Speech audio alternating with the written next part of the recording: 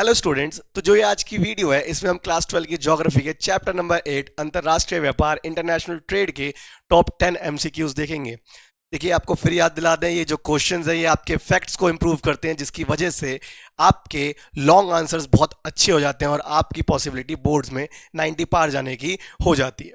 तो सबसे पहले अगर हम क्वेश्चन देखें, हमारा पहला क्वेश्चन जो रहता है कि बहुपक्षीय व्यापार का जो अर्थ है वो क्या होता है। ठीक है, बहुपक्षीय व्यापार का क्या अर्थ है? सिंपल सी बात, जब कई सारे देश आपस में ट्रेड करना शुरू कर देते हैं तो इसको हम मल्टीलैटरल ट्रेड कहते हैं। देखिए, अगर दो देशों के बीच में व्यापार है तो वो इंटरनेशनल ट्रेड है, लेकिन अगर दो से ज्यादा देश एक साथ इंगेज हो रहे हैं, व्यापार कर रहे हैं, तो उसे हम बहुपक्षीय या फिर मल्टीलैटरल ट्रेड भी कहते हैं।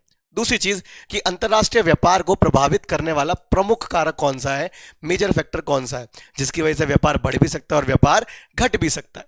तो जवाब रहता है संसाधनों की उपलब्धता, अवेलेबिलिटी ऑफ रिसोर्सेज, कि अगर आपके पास रिसोर्सेज अवेलेबल तो ढंग से बेचिए, अगर नहीं है तो आप खरीदिए, यही चीजें हैं। तो रिसोर्सेज वो चीज है जो इंटरनेशनल ट्रेड को कभी भी एनी टाइम बढ़ा भी सकती है और घटा भी सकती है।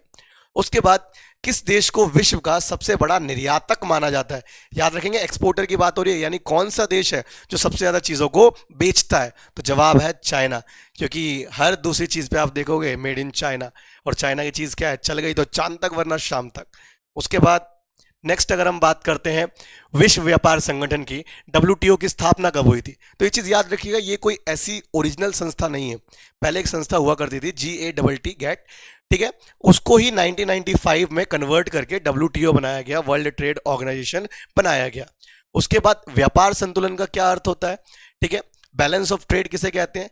आयात और निर्यात के जो बीच का डिफरेंस होता है वो हमारे लिए बैलेंस ऑफ ट्रेड है।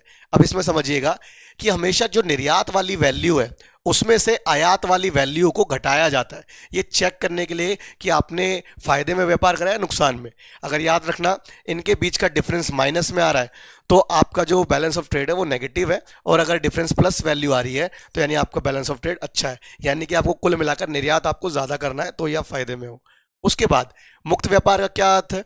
What does free trade mean? तो ये चीज याद रखेंगे, मुक्त व्यापार का मतलब होता है जब आप बिना किसी प्रतिबंध, बिना किसी रिस्ट्रिक्शन के ट्रेड करते हैं, ना आपके ऊपर क्वांटिटिव, ना ही आपके ऊपर प्राइस, ना ही आपके ऊपर टैक्स, किसी चीज की लिमिट नहीं होती, वही आपके लिए क्या है, फ्री ट्रेड। उसके बाद ऐसे कुछ एग्जांपल्स अवेलेबल हैं दुनिया में, जैसे आपका एक ग्रुप है आशियान, उसने FTA बना रखा है, और दूसरी तरफ साउथ एशिया में एक साफ्टा बना पड़ा है सेम।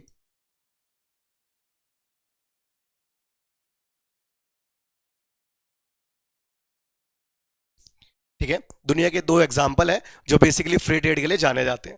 उसके बाद नेक्स्ट जो हम बात करते हैं रेशम मार्ग के बारे में। देखिए, रेशम मार्ग मुख्यतः किन दो क्षेत्रों को जोड़ता है? कौन से दो रीजन है जिनको रेशम मार्ग सिल्क रूट कनेक्ट करता है? देखिए, ये चीन और रोम को जोड़ता है, और ये अब की कल की 10 साल पुरानी बात नहीं है, ये एंशियंट एरा से, प्राचीन काल से जोड़ रहा है। उसके बाद GATT की स्थापना कब हुई थी? अब एक चीज समझिएगा, ये वही है जो आगे चलकर क्या बना, WTO। इसकी स्थापना 1948 में हुई थी, आफ्टर सेकेंड वर्ल्ड वॉर, और उसके बाद इसका जो फुल फॉर्म रहता है general agreement on tariffs and trade. पूरी दुनिया के व्यापार को नियंत्रित करने के लिए, थोड़ा सा ऑर्गेनाइज करने के लिए इसको लाया गया था। उसके बाद वस्तु विनिमय या फिर जो हमारा बार्टर सिस्टम है, इसके लिए जॉन बील मेला कहां पर आयोजित किया जाता है? अब एक चीज समझना, आज के टाइम भी दुनिया में बार्टर सिस्टम चल रहा है, ये आपको एक्सेप्ट नहीं होगा लेकिन रियल है। और असम में ये मेला आयोजित होता है, भारत में, और इस मेले में जो जॉन बिल मेला नाम दिया गया है, यहाँ पर आप आज भी जाकर एक वस्तु से वस्तु को विनिमय कर सकते हो, बार्टर सिस्टम को फॉलो कर सकते हो। और उसके साथ साथ 10वां क्वेश्चन कि विश्व व्यापार संगठन का जो मुख्यालय है वो कहाँ पर है? WTO का जो हेड है वो कहाँ पर है? सबसे पहले बात रहती है इसके आंसर की, तो आंसर है इसका जिनेवा, जो कि स्विट्जरलैंड में है। उसके बाद एक क्वेश्चन आपके लिए, आप कमेंट्स में इसका आंसर गेस करिएगा। जवाब रहता है कि दुनिया का सबसे बड़ा व्यापारिक बंदरगाह कौन सा है? कमेंट्स में आंसर जरूर लिखिएगा। धन्यवाद।